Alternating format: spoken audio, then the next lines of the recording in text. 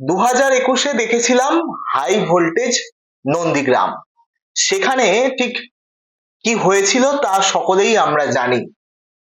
শুভেন্দু অধিকারী এবং মমতা বন্দ্যোপাধ্যায়ের মুখোমুখি লড়াই, আর সেখানে জয়ী হয়েছিল কিন্তু শুভেন্দু অধিকারী।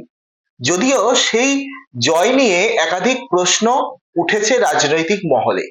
তৃণমূল কংগ্রেস তারা আদালতের দ্বারস্থ হয়েছিলেন। আর এবার আবারও কি সেই ঐতিহাসিক ঘটনার পুনরাবৃত্তি হতে পারে কলকাতার ভবানীপুরে?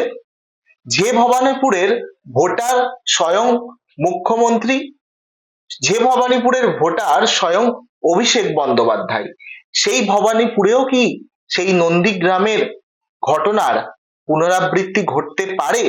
কেন বলছি কথা? আপনারা হয়তো প্রত্যেকেই শুনেছেন বা ইতিমধ্যেই সোশ্যাল মিডিয়ার মাধ্যমে জেনেছেন যে শুভেন্দু অধিকারী এই ভবানীপুরে ভোটে লড়ার ইচ্ছা প্রকাশ করেছেন। তিনি বলেছেন ভবানীপুরে ভোটে দাঁড়িয়ে, নির্বাচনে দাঁড়িয়ে এবং জয়ী হয়ে মমতা বন্দ্যোপাধ্যায়কে হারাবেন। তাহলে শুভেন্দু অধিকারী কি আবারও সেই নন্দীগ্রামের ঘটনার পুনরাবৃত্তি করতে চাইছেন এই ভবানীপুরে? যদিও তৃণমূল কংগ্রেস তারা এতে গুরুত্ব দিতে নারাজ। ইতিমধ্যেই রাজনৈতিক মহলে কিন্তু জোর চর্চা চলছে এই বিষয় নিয়ে। আপনারা দেখছেন N24 টিভি। আজকে বিস্তারিত আলোচনা করব ভবানীপুরে শুভেন্দু অধিকারী বনাম মমতা বন্দ্যোপাধ্যায়। বলা যেতে পারে নির্বাচন একেবারে দোরগোড়ায়। 2026 বিধানসভা নির্বাচন, আর তার আগে উভয় পক্ষই কিন্তু ঘর গোছাতে ব্যস্ত। ইতিমধ্যেই শুভেন্দু অধিকারী বিরোধী দলনেতা, তিনি ভবানীপুরে ভোটে লড়ার ইচ্ছা তিনি প্রকাশ করেন এবং তারপরেই কিন্তু শুরু হয় জোর চর্চা। তবে হঠাৎ কেন তিনি ভবানীপুরের মতন জায়গায় লড়তে চাইছেন? তাহলে কি তিনি কোনো আভাস পেয়েছেন যে ভবানীপুরে বিজেপির ঘাঁটি শক্ত হচ্ছে, ভবানীপুরে বিজেপি জিততে পারে, তাই তিনি সেখানে প্রার্থী হতে চাইছেন? কি এমন কারণ রয়েছে? একটু খবর রাখলে বোঝা যায় যে নন্দীগ্রামে 2021 সালে মমতা বন্দ্যোপাধ্যায় তিনি শুভেন্দু অধিকারীর বিরুদ্ধে সোজা কলকাতা থেকে সেখানে পৌঁছে গিয়ে দাঁড়িয়েছিলেন। মমতা বন্দ্যোপাধ্যায় এবং তৃণমূল কংগ্রেস যেভাবে রাজ্যে তারা একটা ভালো পজিশনে, ভালো জায়গায় ছিল, তো সেই হিসাবে তারা ভেবেছিল যে এখানেও তারা এই নন্দীগ্রামে অনায়াসে কিন্তু জয় পাবে।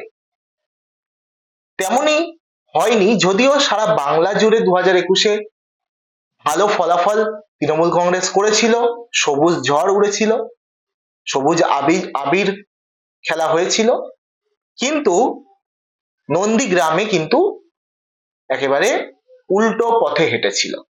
সেখানে তৃণমূল কংগ্রেস অর্থাৎ মমতা বন্দ্যোপাধ্যায় শুভেন্দু অধিকারীর কাছে পরাজিত হয়। যদিও সেই জয় নিয়ে বা সেই পরাজয় নিয়ে একটা দ্বন্দ্ব বা একটা সন্দেহ রয়ে গেছে। তৃণমূল কংগ্রেস অহরহ বলে থাকে যে লোডশেডিং করে জেতা হয়েছে। এই নিয়ে তারা আদালতের দ্বারস্থ হয়েছিল, কিন্তু এখনো পর্যন্ত সেই মামলার কোনো শুনানি হয়নি। তাই খাতায় কলমে বলা যেতেই পারে যে শুভেন্দু অধিকারী তিনি সেই নন্দীগ্রামের তৃণমূল কংগ্রেস প্রার্থী মমতা বন্দ্যোপাধ্যায়কে হারিয়েছেন এবং তিনি এই নিয়ে বিভিন্ন সময় সোশ্যাল মিডিয়ায় বলুন বা সংবাদ মাধ্যমের মুখোমুখি হয়ে তিনি কটাক্ষ করতে থাকেন। এবার যেই ঘটনা মুখ্যমন্ত্রী মমতা বন্দ্যোপাধ্যায় 2021-এ ঘটিয়েছিলেন, অর্থাৎ নন্দীগ্রামে গিয়ে দাঁড়িয়েছিলেন, সেই একই ঘটনা শুভেন্দু অধিকারী নন্দীগ্রাম থেকে এসে ভবানীপুরে পুনরাবৃত্তি করতে চাইছেন। ইতিমধ্যেই ভবানীপুরের অন্তর্গত 73 এই 73 নম্বর ওয়ার্ডে বিজেপির একটি নতুন ঝাঁ চকচকে কার্যালয় তৈরির কাজ শুরু হয়েছে। তা উদ্বোধনও হবে খুব শীঘ্রই, যা জানা যাচ্ছে। হঠাৎ করে এই কার্যালয় একেবারে 73 নম্বর ওয়ার্ড, যে ওয়ার্ডের ভোটার রাজ্যের মুখ্যমন্ত্রী মমতা বন্দ্যোপাধ্যায় এবং অভিষেক বন্দ্যোপাধ্যায়।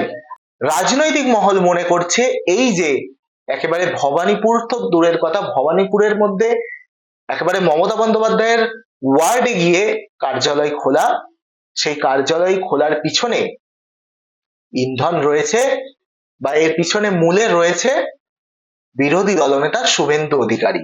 কার্যত শুভেন্দু অধিকারী এখন থেকেই দামামা বাজিয়ে দিচ্ছেন যে ভবানীপুরে তিনি আসছেন এবং মুখ্যমন্ত্রীর এবং তৃণমূল কংগ্রেসের চোখে চোখ রেখে তিনি লড়াইটা লড়বেন।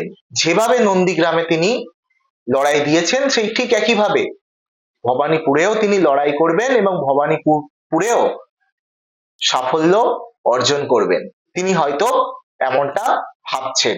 যদিও একটু ভোটের দিকটা বিচার করলে দেখা যায় যে ভবানীপুরে কিন্তু তৃণমূল কংগ্রেস অনেকটাই এগিয়ে, সংখ্যার দিক থেকে খুব বেশি ব্যবধান না থাকলেও ব্যবধান কিন্তু একটা আছে। এবার সেই ব্যবধানটা যদি শুভেন্দু অধিকারী দাঁড়ায় তাহলে কি হবে, যেমনটা বিজেপি বলে থাকে অনেক সময় যে হিন্দু ভোট, সেই হিন্দু ভোট যদি বিজেপি নিজেদের দিকে টানতে পারে তাহলে কিন্তু একটা খেলা ঘোরার সম্ভাবনা থাকলেও থাকতে পারে। এবার প্রশ্ন, সেই হিন্দু ভোট বিজেপি কতটা টানতে পারবে, এটা ভবানীপুর বিধানসভার ক্ষেত্রে কতটাই বা কার্যকর হবে। আমরা দেখেছিলাম 2021-এ বিজেপির আসন কমেছিল অনেকটাই বাংলায়, যদিও শুভেন্দু অধিকারী বিজেপিতে জয়েন করার পর বিজেপি কিন্তু একটা দিশা খুঁজে পেয়েছিল, স্ট্রং ভাবে 2021-এর আগে 21-এর জন্য লড়াই দিয়েছিল, যদিও আশানুরূপ ফল বিজেপি করতে পারেনি। তারপরে লোকসভা নির্বাচন এবং বিভিন্ন উপনির্বাচন গেছে রাজ্যে, সেই প্রত্যেকটি নির্বাচনে মুখ থুবড়ে পড়েছে বিজেপি। শুভেন্দু অধিকারী জয়েন করার পর বিজেপি যে স্বপ্ন দেখেছিল সেই স্বপ্ন কার্যত ভেস্তে গেছে, যা লোকসভা নির্বাচন এবং বিধানসভার উপনির্বাচন দেখলেই আমরা বুঝতে পারবো। তবে এখনো কিন্তু শুভেন্দু অধিকারীর ওপর বিজেপি পূর্ণ ভরসা রাখছে, কিন্তু বিজেপির একটা অংশ বলা যেতে পারে বিরোধী দলনেতার ওপর ক্ষুব্ধ, এটা কিন্তু রাজনৈতিক মহল বা রাজনীতির অন্দরে নজর রাখলেই বোঝা যায়। রাজ্যে এই মুহূর্তে লোকসভা আসনের নিরিখে বিজেপি ব্যাকফুটে কিছুটা হলেও, আর তার উপর রাজ্য সভাপতির নামও এখনো পর্যন্ত বিজেপি ঘোষণা করতে পারেনি। আর এমতো অবস্থায় শুভেন্দু অধিকারী কিভাবে টার্গেট করছে ভবানীপুরের মতো একটা আসনকে। শুভেন্দু অধিকারীর যা বক্তব্য, তিনি বলছেন নন্দীগ্রামে হারিয়েছি, এখানেও হারাবো। বিভিন্ন ভাবে তিনি অনেক সময় কটাক্ষ করেন, যা আপনারা জানেন, দেখেছেন নন্দীগ্রামের বিষয়টা নিয়ে। যদিও তৃণমূল পাল্টা বলে নন্দীগ্রামে কিভাবে জিতেছে তা মানুষ জানে, অনেকেই বলে থাকেন লোডশেডিং এর গল্প বা কথা। এখন সবচেয়ে বড় প্রশ্ন যে শুভেন্দু অধিকারীর এই যে ব্যক্তিগত মতামত ভবানীপুরে দাঁড়ানোর, এই মতামতকে কতটা গুরুত্ব দেবে বিজেপি নেতৃত্ব, বিশেষ করে বিজেপির কেন্দ্রীয় নেতৃত্ব। তারা কি সত্যি চাইবে শুভেন্দু অধিকারীকে ভবানীপুরে দাঁড় করাতে, নাকি তারা শুভেন্দু অধিকারীর এই মতামতকে গ্রহণ করবে না। এখন শুভেন্দু অধিকারী তো নিজে থেকেই আগ বাড়িয়ে বলে দিয়েছেন ভবানীপুরে তিনি দাঁড়াবেন। এখন বিজেপি পড়েছে ফেস্তা কলে। যদি বিজেপি উচ্চ নেতৃত্ব থেকে অনুমোদন না দেওয়া হয় যে শুভেন্দু অধিকারী ভবানীপুরে দাঁড়াবে, এই অনুমোদন যদি না দেওয়া হয়, পারমিশন যদি না মেলে এবং শুভেন্দু অধিকারী যদি ভবানীপুরে না দাঁড়ায়, তখন কি হবে? তখন তৃণমূল কংগ্রেসের নেতৃত্ব, তৃণমূল কংগ্রেসের নেতারা তারা বলতে থাকবেন যে শুভেন্দু অধিকারী ভয় পেয়েছে, হারার ভয়, তাই তিনি ভবানীপুরে থেকে পিছু হটেছেন। ঠিক আপনাদের মনে থাকবে আইএসএফ দল, যে আইএসএফ এর একমাত্র বিধায়ক নওশাদ সিদ্দিকী ভাঙড়ের বিধায়ক, আপনাদের মনে, আপনারা জানবেন সেই নওশাদ সিদ্দিকী তিনি এই যে লোকসভা নির্বাচন তার আগে ইচ্ছা প্রকাশ করেছিল, মিডিয়ার সামনে বলেছিল যে তিনি ডায়মন্ড হারবারে অভিষেক বন্দ্যোপাধ্যায়ের বিরুদ্ধে লড়তে চান।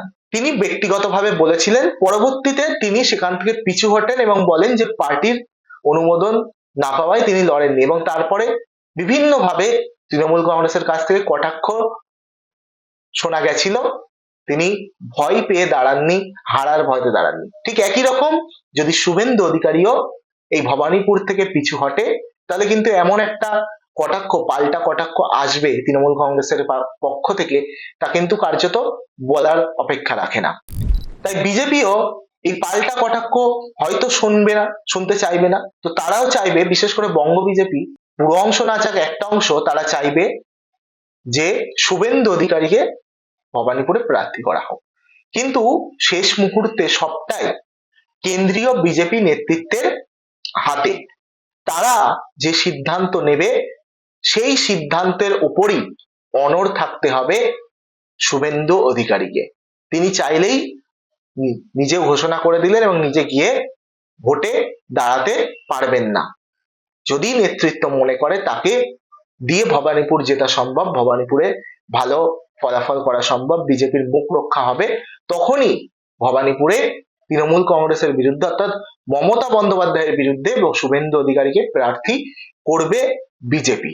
যদি সত্যি ভবানীপুরের মতো হাই ভোল্টেজ কেন্দ্রে মমতা বন্দ্যোপাধ্যায়ের বিরুদ্ধে শুভেন্দু অধিকারী প্রার্থী হয়, তাহলে আবারও বলার অপেক্ষা রাখে না যে বঙ্গবাসী অর্থাৎ বাংলার জনগণ তারা সেই 2021-এর নন্দীগ্রামের মতো একটা ঐতিহাসিক লড়াই, তার সাক্ষী আবারও বঙ্গবাসী হতে চলেছে 2026-এ, যদি মুখোমুখি শুভেন্দু অধিকারী বনাম মমতা বন্দ্যোপাধ্যায় হয়। এখন দেখার বিষয় বিজেপি কি করে, তৃণমূল কংগ্রেসেরই কি অবস্থান থাকে, এবং শেষ মুহূর্তে ভবানীপুরে কি হয়, সেখানে কি সত্যি শুভেন্দু বনাম মমতার একটা লড়াই দেখা যাবে, সবটাই আমরা নজরে রাখবো।